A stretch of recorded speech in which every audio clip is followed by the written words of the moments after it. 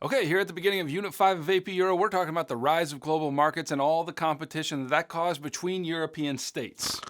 But don't worry, it wouldn't be true European economic competition if it didn't also lead to war and massive amounts of killing.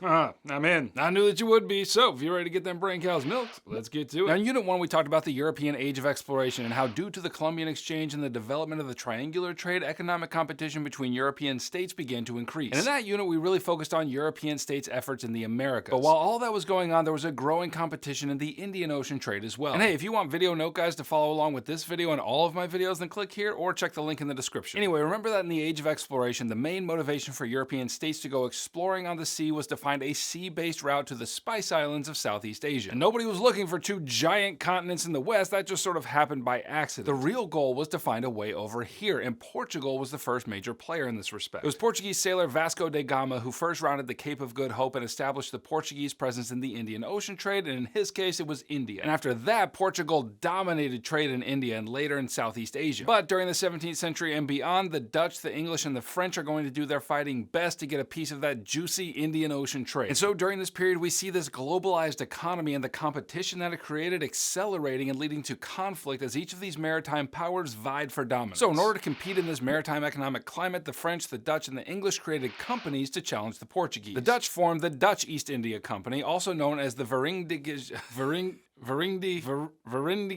I've never been able to pronounce this correctly. Verenigde Oostindische Compagnie, which mercifully is abbreviated and hereafter known in this video as the Dutch VOC. Now this company was pretty innovative in that it was a joint stock company, which means that it was a private company which raised money by selling shares to investors. And the truth is, investing in the VOC was exceedingly risky, but when it was successful, baby, those investors got paid. And the VOC was really the first transnational corporation, and historians have argued that the VOC was actually the most profitable corporation in history. Anyway, the Dutch became so dang profitable because they successfully challenged the Portuguese in the Indian Ocean trade. But the Dutch did things a little different than the Portuguese did. Like the Portuguese were content to establish trading posts in all these places and essentially treated the inhabitants as business partners. In other words, they didn't go full colonial on them. The Dutch, by contrast, when they took over previous Portuguese holdings, subjugated the peoples and made them subservient and took full control of much of the East Indies. But by the end of the 18th century, the Dutch VOC was in tatters, largely because of competition from the British East India Company, and I reckon we ought to talk about them now. The British East India Company struggled initially, but eventually provided stiff competition to the Dutch in the Indian Ocean trade. And while the Dutch took over in the East Indies, the British set their sights on India. Now, as it happened, the Indian Mughal Empire was in decline, and so whenever tensions arose, the British inserted themselves and eventually gained the entire subcontinent as a colonial possession, transferring power from the British East India Company to the British government itself. And then Louis XIV of France, not to be out East India Companied, formed the French East India Company under the influence of his finance minister Jean-Baptiste Colbert. The French company vied for power and influence against the British in India, and remember the War of Austrian Succession we talked about in Unit 4? There we focused on the conflict between Prussia and Austria, but France and Britain got in on the fighting as well because, you know, they're Britain and France and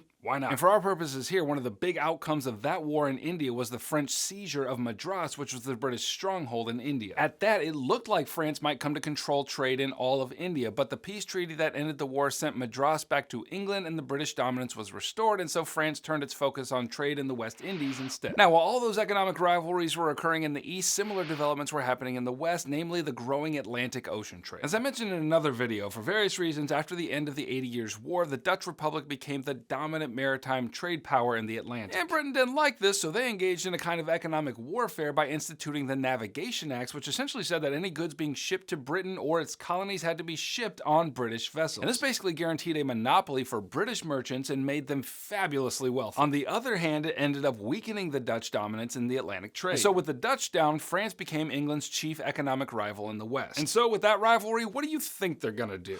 They're gonna hug it out. No, man, they're gonna fight each other because they're Britain and France, and why not? So this tension is going to lead to a series of wars, only one of which I'll tell you about in this video, and we'll save the others for the next video. Now recall the War of Spanish Succession, which we talked about before. The great concern that led to this war was about the balance of power on the European continent. When it looked like Louis XIV was going to unite France and Spain along with all their colonial holdings, the balance of power would have been inordinately tipped in his favor. So a coalition of states, including Britain, fought against this unification and settled up in the Treaty of Utrecht in 1713. Now, the most significant consequences of that treaty for the purposes of this video were that France had to give give up some of its colonial holdings to Britain, including Newfoundland, Nova Scotia, and the Hudson Bay Territory. And then Spain was required to grant Britain control of its West African slave trade called asiento. And what's most important to remember about this development is that it resulted in a massive economic shift of power into Britain's favor. Okay, now click here to keep reviewing for Unit 5 of AP Euro. And if you need help getting an A in your class and a 5 on your exam in May, then click right here and grab my AP Euro review pack, which is going to make all your dreams come true. I'll catch you on the flip flop. Heimler out.